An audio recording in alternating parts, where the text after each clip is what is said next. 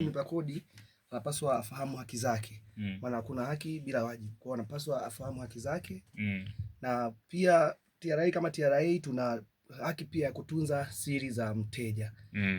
Isipokuwa pale zinapohitajika labda na taasisi fulani, basi itaandikwa barua kwa commissioner, basi ndio hizo taarifa zinaweza zikatolewa, lakini bila hapo taarifa za mteja ni siri baina ya afisa pamoja na mteja mfanya biashara. Kodi kwanza inabidi itambulike kwamba tini zinatolewa bure. Hilo la kwanza. Huo ni wajibu wa mlipa kodi, anapaswa fahamu. Na wajibu pia mwingine ni kuwasilisha ritani za kodi kwa wakati.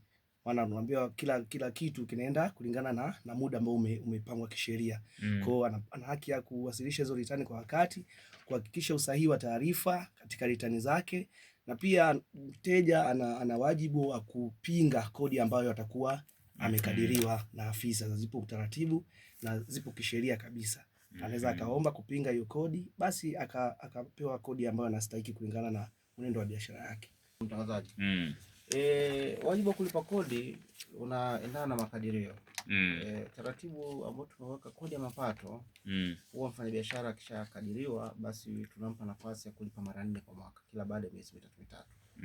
Kwa hiyo huwa analipa awamu ya kwanza mwezi wa 3, awamu ya pili mwezi wa 6, mwezi wa 9, na huwa anamalizia mwezi wa 12 kama kipindi hichi tulicho nacho. Kwa hiyo mfanyabiashara yote ambaye anafanywa makadirio, basi ajue kwamba ana siku 90 za kulipa awamu ya kodi ambayo tayari tumekuwa tumefanyia makadirio.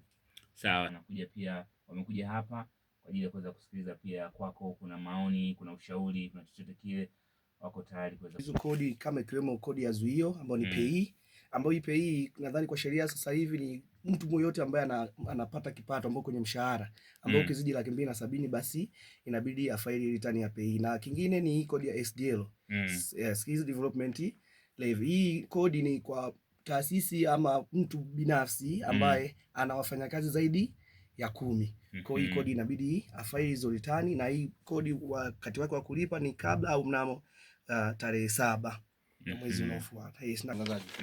Ni kweli kutokana na mabadiliko ya kiuchumi, lakini pia na maendeleo ya kiteknolojia, TRA na sisi hatupo nyuma. Sheria ya kodi ya mapato inamtaka kila mtu mwenye kipato na ambaye anafanya shughuli halali za kibiashara na uzalishaji mali aweze kulipa kodi. Sasa biashara hizi za mtandaoni tulikuwa nyuma kidogo, lakini hapa tunawahusisha magrupu kama matatu. Tunawahusisha watengenezaji wa maudhui, tunasema content creators, wanamiliki akaunti mbalimbali za YouTube, Instagram.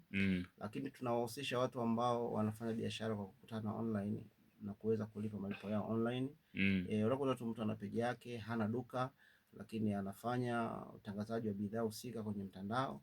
Lakini grupu la mwisho tunawahusisha wale mawakala wakubwa ambao pia wanafanya kwenye mitandao mikubwa ya kimataifa, kama Twitter na mitandao mingine. Sasa ndugu mtangazaji, hawa watu wakipata kipato, wakipata kipato, TRA tunawatambua. Kwa hiyo huwa hatuna viwango vya kodi. Tutaangalia kama anapata mapato yanayotokana na YouTube, tutamuuliza kwamba mapato yako ya kila mwezi ni kiasi gani. Na kama anapata mapato kwa kutumia content anazozitengeneza, tutaangalia analipo kiasi gani.